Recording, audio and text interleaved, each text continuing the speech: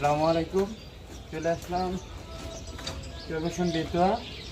দোলতা থেকে কালকে রাতে 2:30 রওনা দিচ্ছে। এখন হচ্ছে সকালে এসে বেতুয়া পৌঁছলাম। উদ্দেশ্য একটাই, চরবেশ্বরের আশেপাশে যে কটা স্পট আছে সবগুলো স্পট ঘুরে দেখার জন্যই 3 বন্ধু মিলে চলে আসলাম।